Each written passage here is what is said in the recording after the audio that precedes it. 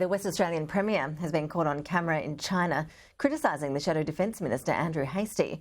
As part of Mike McGowan's historic trade mission, the Premier's team hired a local video company to provide Australian media with vision of the trip.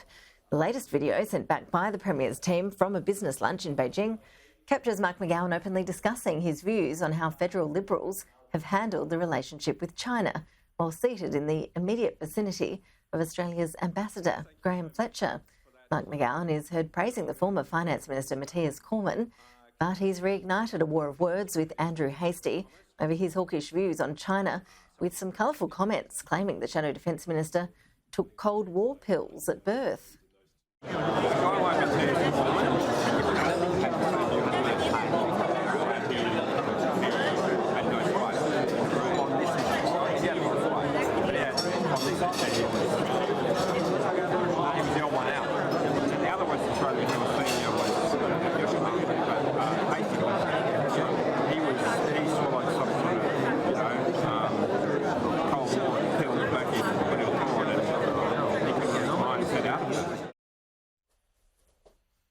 In response to those criticisms, Andrew Hastie has told Sky News Mike McGowan is out of his intellectual depth. The truth is that he's a prison guard looking for work now the pandemic is finished. I'm not surprised he's running down Australian MPs in China, but it is surprising from a former legal officer in the Royal Australian Navy. He says, I'm not sure I'd want to serve alongside him on a naval ship in a crisis. Well, for more, let's bring in Peter Dean, who's the Director of Foreign Policy and Defence at the United States Study Centre.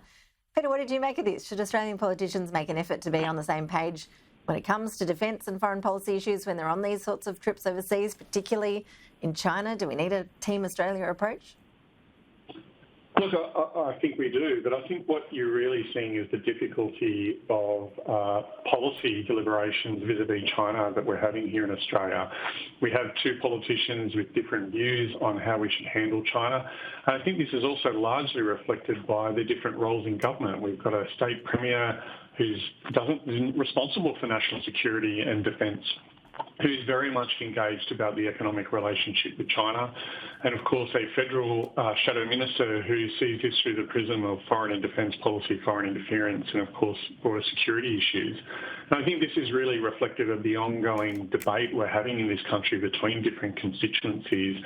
And we saw this played out in the foreign minister's speech earlier this week at the press club.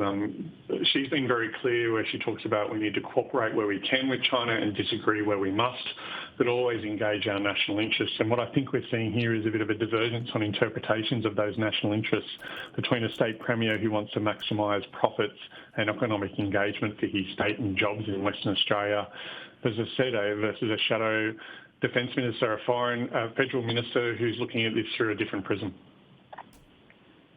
Yeah, and as you point out, these different approaches aren't just across party lines. As you mentioned, we saw that other round between Penny Wong and Paul Keating. We saw the Foreign Minister's press club address a bit earlier this week.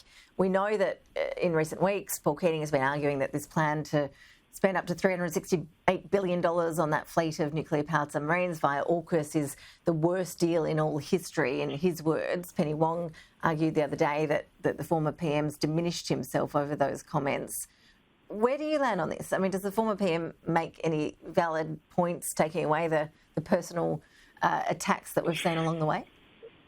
Well, I think it's been largely unedifying for the former Prime Minister. I think he has diminished himself by some of the comments that he's made and the personal attacks. I mean, he also made accusations at the press club that the entire public service were neoconservatives. I mean, this stuff is just simply not true. And I think on the AUKUS deal, look, I think we can have a rational, grown-up conversation about spending that amount of money on a particular defence capability. The government's made it clear, and a lot of people, myself included, have supported that particular position. The argument really should be, is that the best investment for the Australian dollar into deterrence, or is there should be investment, say, in other capabilities? But I think what we need to do is move beyond this argument that we need to make that investment at all.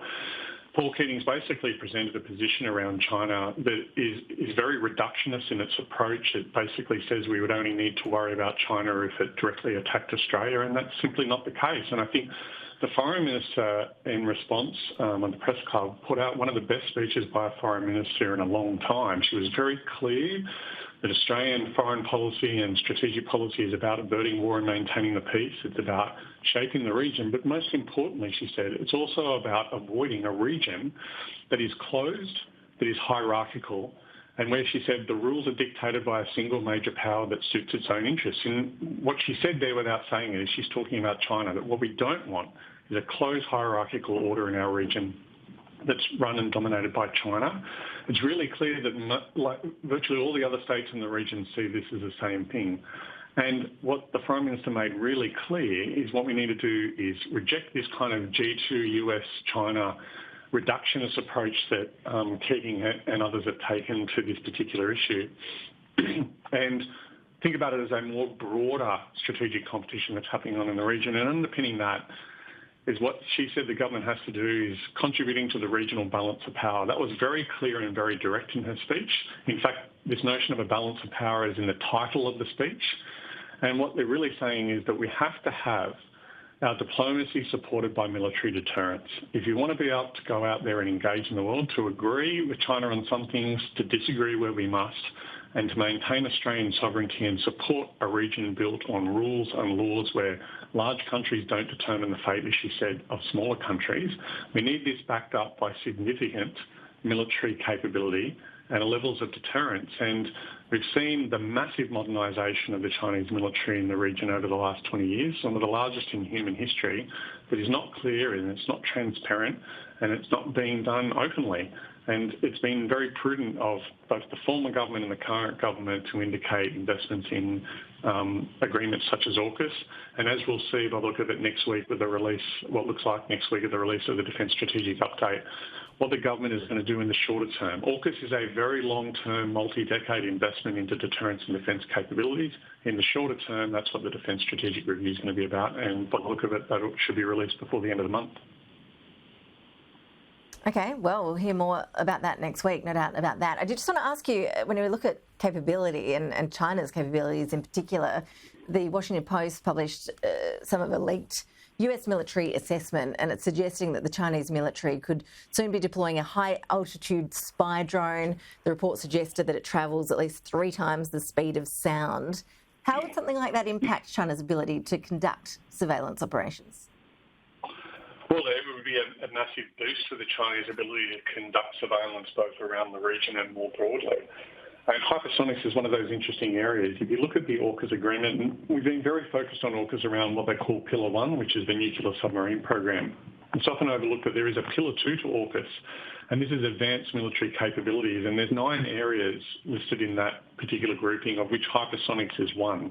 Now, I would argue that hypersonics is listed in that particular area because, as the reports are saying, that the Chinese seem to largely have a lead over the Western powers, the United States, Australia, Japan, the United Kingdom and others in areas such as hypersonics. So this is an area that we have to play a bit of catch-up in, and this gives then the Chinese a capability overmatch in one particular area that we need to offset. So this is a really important area for investment. Surveillance and reconnaissance and intelligence is really key. And of course, this would be of great advantage to the Chinese if they were able to, and I take that with a big if they were able to actually deploy this capability and make it used effectively. But they've been doing lots of testing on hypersonic, both weapons and carriage systems. It's unsurprising in many respects that this news has come out because this is an area where the Chinese have been heavily investing in for decades now. Keating, always appreciate your insights. Thank you. Thank you very much. Pleasure to be here.